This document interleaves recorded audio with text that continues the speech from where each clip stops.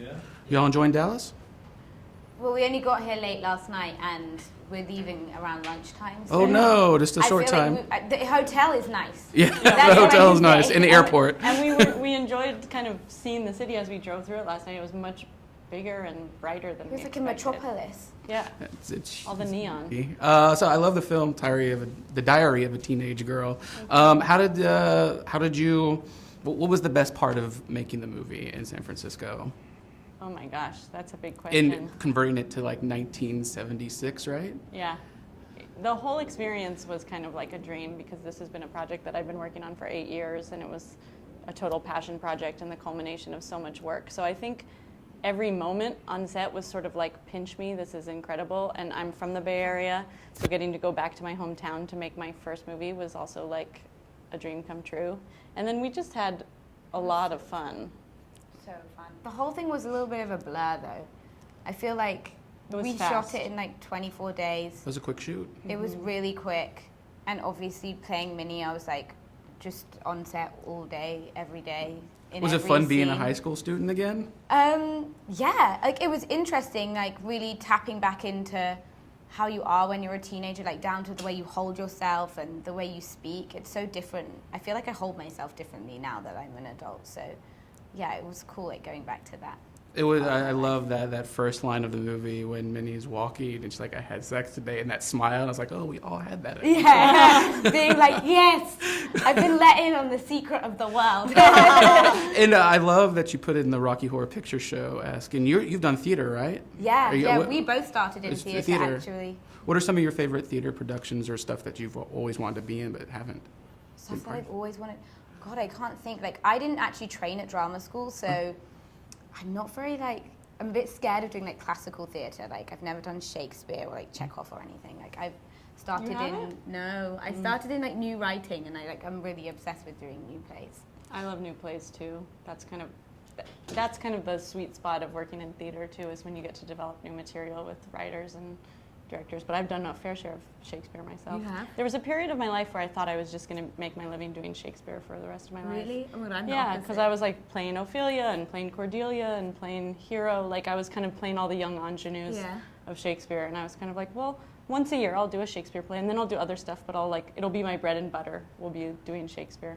Now I'm directing film. Life has changed. Life has taken a turn. In the film has a lot to do with like comic books and illustrations, and I know Minnie's character draws a lot. Who drew those? We have an incredible animator who did all the animation for the movie, and she hand drew everything on paper. So her name is Sarah, and she's an Icelandic animator, and she lives in New York, and she's amazing.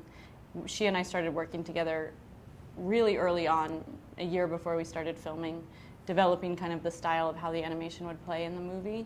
And then, she hand drew every frame that's in the movie. And that looks great. And all the artwork, did y'all get to keep any of the artwork? Or No, she has it all. She has it all? Yeah. No, did you have, even though it was a short shoot, did y'all have time to joke around on set or pull pranks on anything? Or was there a particular day that y'all... Alex was a joker. Yeah. Alexander Skarsgård is a joker. So he definitely did some goofy things on set that I don't think we should say. One story. He's just comfortable with his body and would make jokes, would just like flash us occasionally. jump out and surprise us. He was very comfortable in a very funny way.